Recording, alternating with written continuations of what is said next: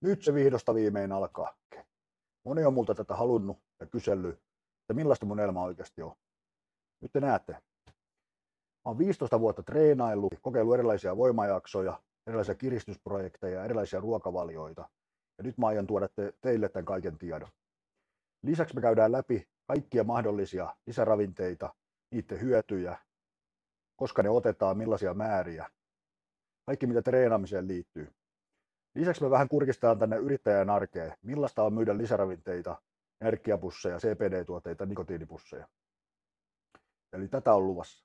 Ensimmäinen videosarja starttaa 30 päivän kiristelyprojektilla. Niin kuin jokainen huomaa, tässä on taas tullut vähän lisäkiloja ja on aika putsata pöytä. Jotenka 30 päivää, kuinka kireeksi mä saa?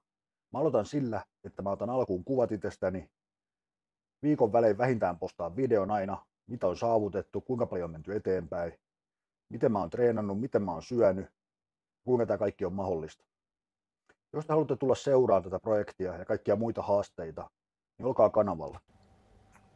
Eiköhän tästä hyvä tule. Hyppää messiin.